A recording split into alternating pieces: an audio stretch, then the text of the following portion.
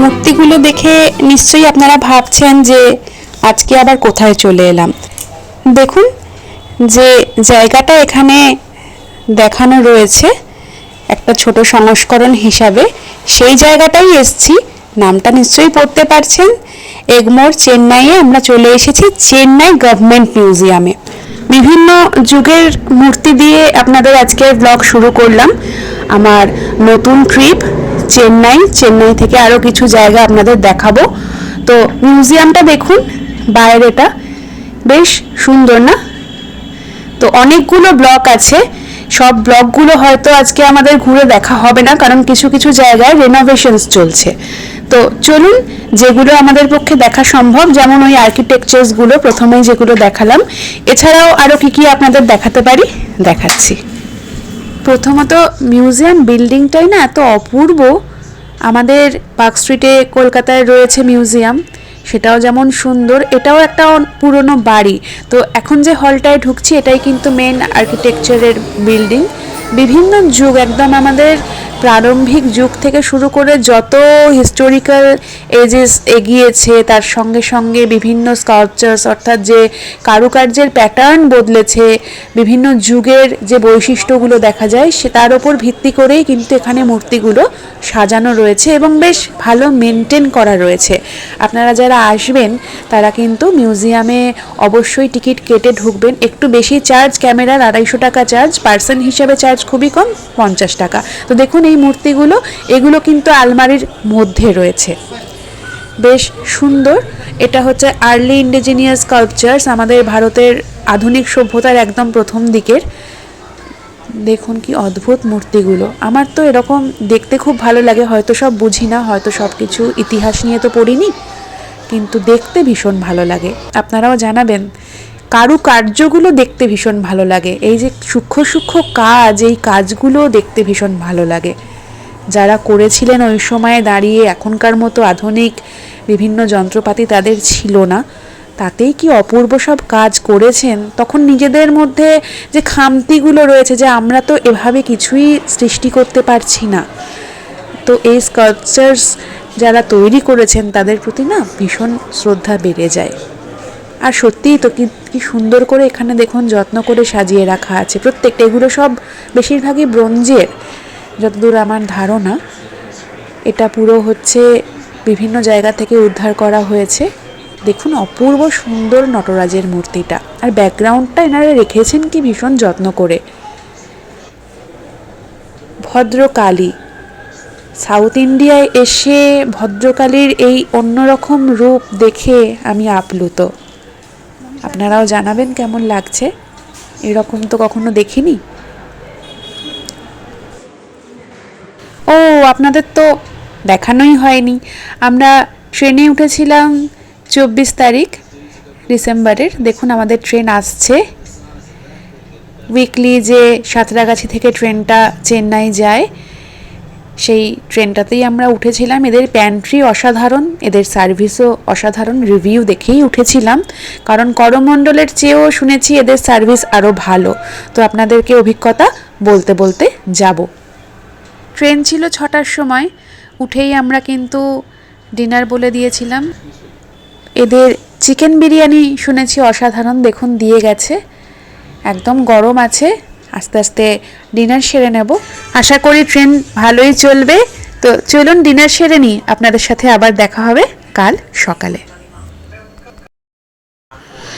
Good morning. 25শে December. দেখুন জানলায় বৃষ্টির ছিটে, অর্থাৎ একদম ভোর থেকেই বৃষ্টি নিয়ে আজকের দিনটা শুরু হয়েছে।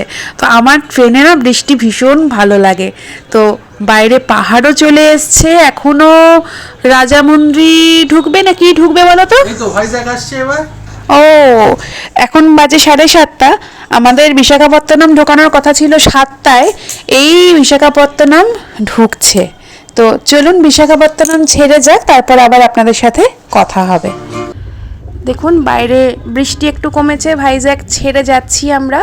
আমাদের ব্রেকফাস্টও চলে এসছে, প্যান্ট্রি থেকেই নিয়েছি, উপমা নিয়েছি। চলুন তো দেখি টেস্ট করে কেমন লাগে।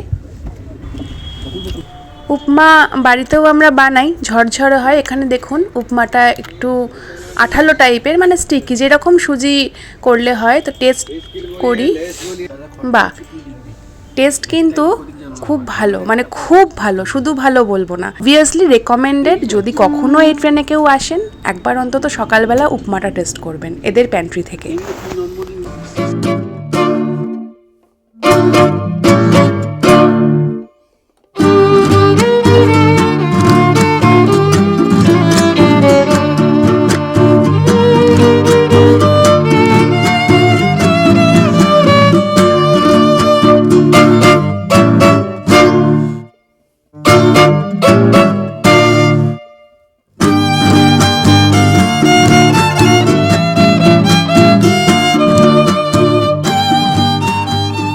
কথা বলতে বলতে দেখুন পেরিয়ে গেছি কখন রাজামুন্দ্রি, আর গোদাবরী নদী চলে এসেছে। গোদাবরী নদীর ব্রিজ, বিশাল বড় নদী, আপনারা তো জানেন দক্ষিণ ভারতের গঙ্গা বলা হয় গোদাবরী নদীকে।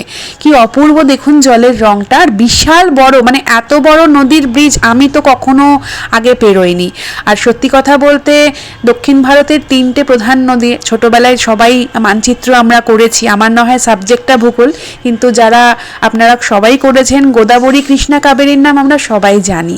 তো তার মধ্যে প্রথম আজকে গোদাবরী নদী পেরোচ্ছি। আপনাদের এই ট্রেন জার্নিতেই কিন্তু কৃষ্ণা নদীও দেখাবো, কাজেই প্রত্যেকে কিন্তু অবশ্যই পুরো ভিডিওটা মন দিয়ে দেখবেন।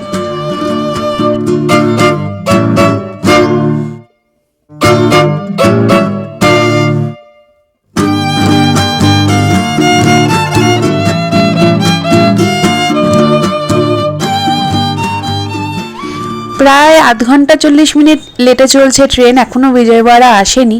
1:20 বেজে গেছে। তো দেখুন আমাদের লাঞ্চ দিয়ে গেল।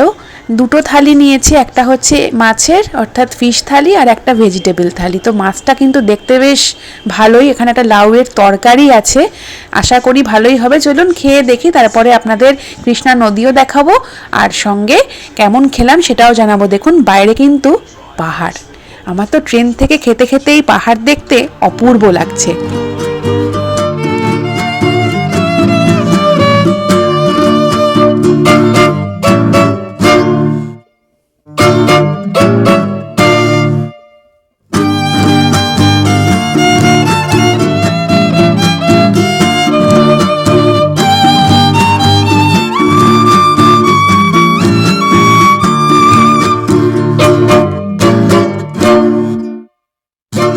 খাওয়াও শেষ হলো। দেখুন ট্রেন ঢুকছে বিজয়ওয়াড়া স্টেশনে।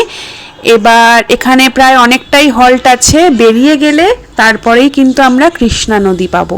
তো চলুন কৃষ্ণা নদী দেখবো আর আপনাদেরকেও দেখাবো।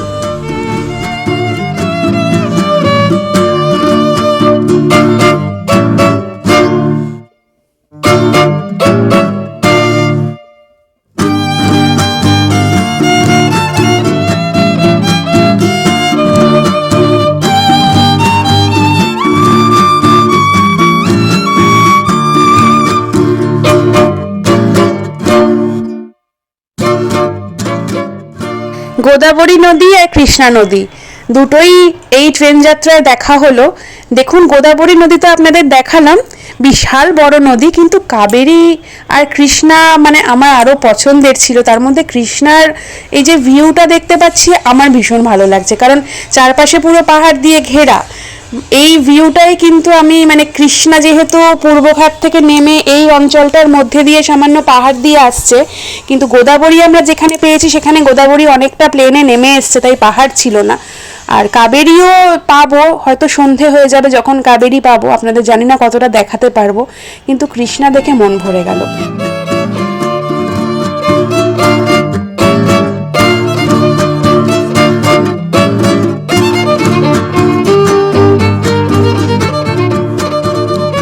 বাইরে রোদ্দুর পড়ে এসছে, গুডুর জাংশন ঢুকছে, তো দেখুন খিদেও পেয়ে গেছিল, ট্রেনে বোধহয় একটু বেশি খিদে পায়। তো এখানকার স্পেশাল লঙ্কার চপ, এই ট্রেনে তো আগেই বলেছি প্যান্ট্রি অপূর্ব, কখনো এই ট্রেনে গেলে অবশ্যই এই প্যান্ট্রি থেকেই খাবেন। তো খেয়ে নিই। লঙ্কার চপ শেষ হয়ে যাওয়ার পর দেখুন এখানে ছোট ছোট সামোসা এলো, তো ভাবলাম নি, এখনও কাবেরী নদী আসতে দেরি আছে, তো আমি খাই আর পরের এপিসোডে বাকি কথা হবে। বাইরে কিন্তু বেশ অন্ধকার, জানি না কাবেরী নদী কতটা আপনাদের দেখাতে পারবো। এপিসোড আসবে খুব তাড়াতাড়ি, ভালো থাকবেন।